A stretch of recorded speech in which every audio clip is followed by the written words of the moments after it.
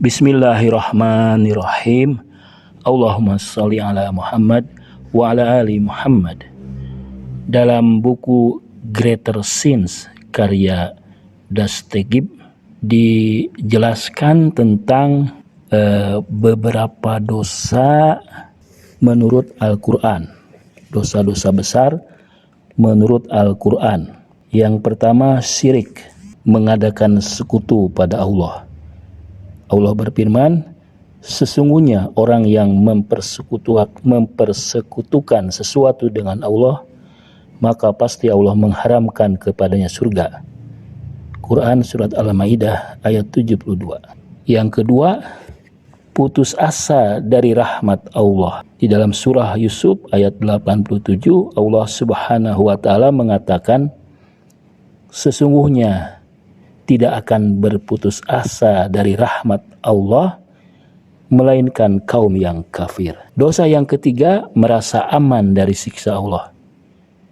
Di dalam surah Al-A'raf ayat ke-99, Allah mengatakan, maka apakah mereka merasa aman dari azab Allah yang tidak terduga-duga? Tiadalah yang merasa aman dari azab Allah kecuali orang-orang yang merugi. Dosa yang keempat, durhaka kepada orang tua. Allah mengatakan, dan banyaklah berbakti kepada kedua orang tuanya, dan bukanlah ia orang yang sombong lagi durhaka. Dosa yang kelima, membunuh seorang yang beriman yang dilarang oleh Allah. Di dalam surah An-Nisa ayat 93, Allah mengatakan, dan barang siapa yang membunuh seorang mukmin dengan sengaja, maka balasannya ialah jahanam, kekal ia di dalamnya, dan Allah murka kepadanya dan mengutuknya serta menyediakan azab yang besar baginya. Dosa yang keenam, menuduh perempuan atau lelaki beriman berbuat zina atau sodomi.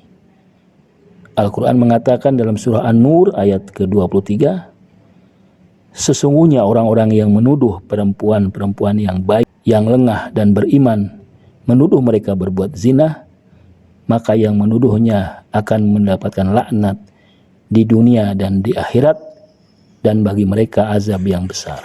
Dosa yang ketujuh, memakan harta anak yatim. Di dalam surah An-Nisa ayat ke-10, Allah mengatakan, sesungguhnya orang-orang yang memakan harta anak yatim secara lalim, sebenarnya mereka itu menelan api sepenuh perutnya, dan mereka akan masuk ke dalam api yang menyala-nyala. Dosa yang kedelapan, lari dari medan perang. Allah mengatakan, barang siapa yang membelakangi mereka atau mundur, kecuali berbelok untuk bersiasat dalam perang, atau hendak menggabungkan diri dengan pasukan yang lain, maka orang yang lari dari medan perang itu akan kembali dengan membawa kemurkaan dari Allah, dan tempatnya ialah neraka jahanam, dan amat buruklah tempat kembalinya. Dosa yang kesembilan, memakan riba, makan riba.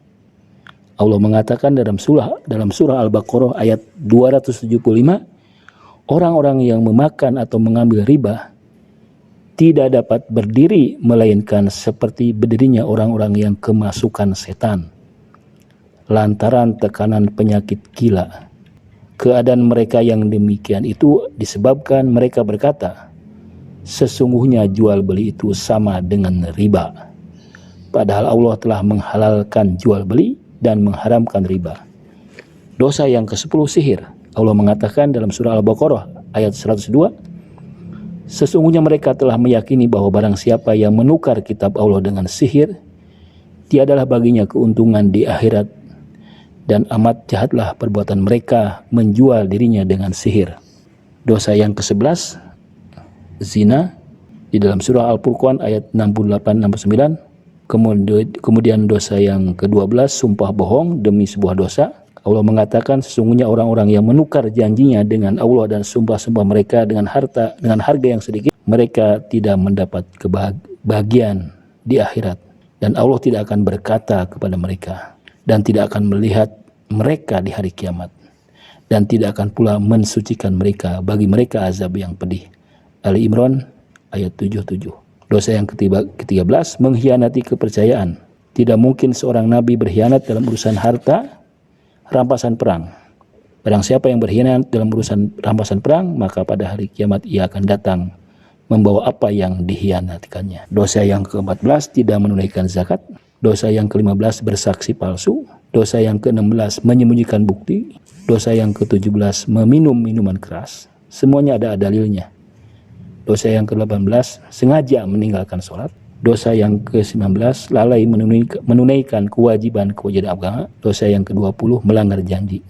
Dan dosa yang ke-21, memutuskan silaturahmi. Lihat surah Ar-Ra'd ayat ke-25. Wassalamualaikum warahmatullahi wabarakatuh.